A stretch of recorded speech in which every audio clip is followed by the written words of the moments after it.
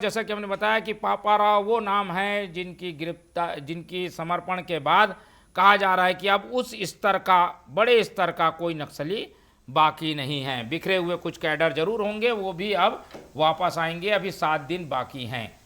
क्या इन दावों में कोई सच्चाई है? क्या ये सफलता है? और इस पूरी सफलता को कैसे देखना चाहिए? पहले हम अनिरुद्ध जी से ही शुरू करते हैं, क्योंकि नक्सल के मामलों को करीब से वो देखते रहे हैं, रिपोर्टिंग करते रहे हैं।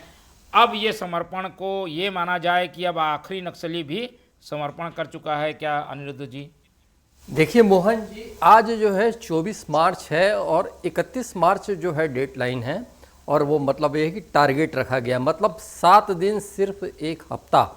और उस बचे हुए 1 हफ्ते में 7 दिन पहले आज पापाराव के आत्मसमर्पण की खबर आती है, तो ये जो है बड़ी सुकून देने वाली खबर है। सुकून इसलिए क्योंकि नक्सलवाद के कारण जो है कोई भी मतलब ये हर कोई व्यथित ही रहता था।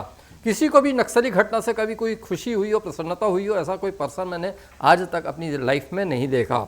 और दूसरी बात ये भी है मोहन जी की क्या है कि पापाराव आज सुबह से ही जो है व्हाट्सएप ग्रुप में जो है मीडिया के, हमारे आपके मीडिया के व्हाट्सएप ग्रुप में सुबह से ही खबर चलना शुरू हो गई थी कि पापाराव जो है सरेंडर करने जा रहा है। तो बिल्कुल हम लोग बिल्कुल इस चीज़ से वाकिफ थे कि आज कुछ बड़ा होने वाला है। और अंततः शाम होते तक के एकदम क्लियर हो गया कि पापाराव ने आत्मसमर्पण कर दिया।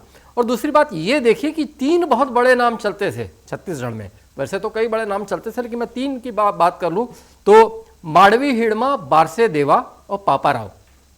आखिरी में जो है 2-3 महीनों में ये जो 3 नाम जो है 4-5 महीनों में भी कर लीजिए, बहुत बड़ा नाम था। तो हिड़मा की मौत के बारे में तो आप और मैं सब जानते हैं, तो उस पर मैं नहीं जाऊंगा। लेकिन बारसे देवा और पापाराव के बारे में माना जा रहा था कि इनका आत्मसमर्पण बहुत कठिन है। लेकिन बारसे देवा ने जो है वहाँ पे दक्षिण क्षेत्र में जाके आत्मसमर्पण किया, यहाँ पे नहीं किया। जबकि हिड़मा और अपना बारसे देवा एक ही पुअर्ती गांव के थे, तो उनके अपने एक समीकरण होंगे।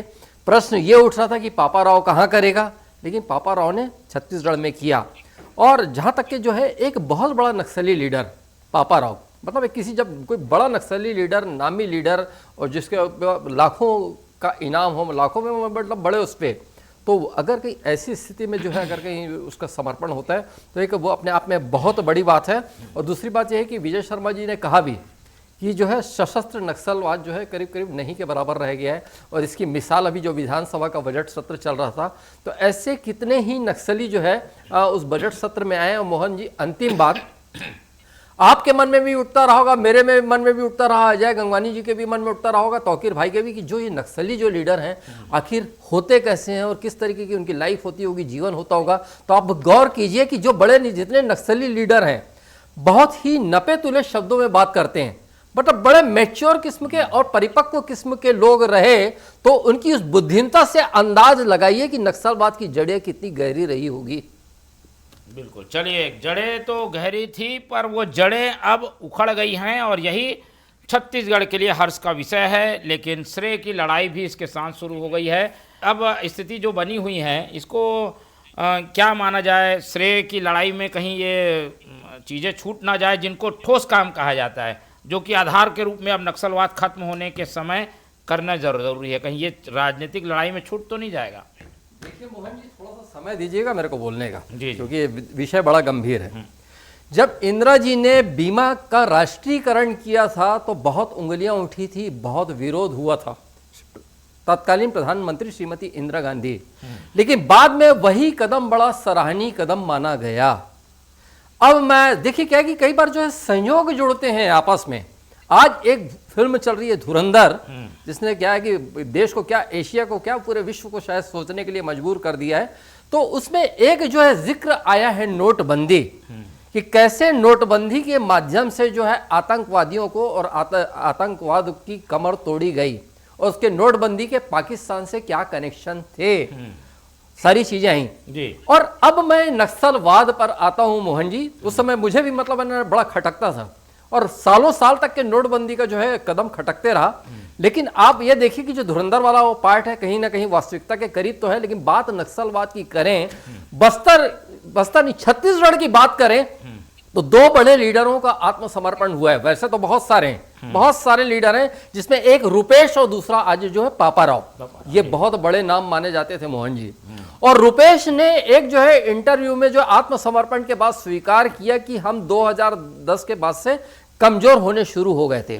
और दूसरी बात मोहन जी, 8 नवंबर 2016 को जब नोटबंदी हुई तो जहां तक के आतंकवाद पर जो है असर तो पड़ा, नक्सलवाद पर भी इसका भारी असर पड़ा और उनकी कमर टूटनी शुरू हुई। और जब 1 करोड़ से ज्यादा के सोने के साथ, गोल्ड के साथ इसी छत्तीसगढ़ में जब समर्पण हुआ तो बात निकल के आई कि नोटबंदी के समय में कमर टूट रही थी नक्सलियों की, तो फिर क्या किया जाए, तो फिर जो है उन्होंने ये भी एक रास्ता निकाला, गोल्ड का। और दूसरी बात, आखिरी बात मोहन जी, जो है थोड़ा सा 3-4 लाइन और लूंगा मैं, और 2 मिनट और लूंगा मैं। शायद अजय गंगवानी जी कभी बैठे हो मेरे साथ डिबेट में, तो एक जो है एक विषय में लाया करता था। उस समय मुझे भी लगता था कि कहीं मतलब असामयिक बातें तो नहीं कर रहा हूं, कहीं अव्यवहारिक बातें तो नहीं कर रहा हूं, लेकिन आज जाके लगता है कि कहीं ना कहीं मैं सही था। सही क्या मतलब, यह है कि एक दिशा मुझे दिखाई दी और मैं उस पर कहता था 70 के दशक में और 80 के दशक में लगातार जो चंबल घाटी की जो डकैतों के जब आत्मसमर्पण की जो कहानियां आती थी ना, तो वहां पे सबसे पहले डकैतों का समर्पण जयप्रकाश नारायण जी ने कराया था। बहुत बड़े समाजवादी नेता, और जो जनता पार्टी की सरकार बनी तो बहुत बड़ी भूमिका थी जयप्रकाश नारायण जी की। फिर इंदिरा जी की सरकार आई तो अर्जुन सिंह जी की भी बहुत बड़ी भूमिका रही, फूलन देवी से लेकर मलखान सिंह तक।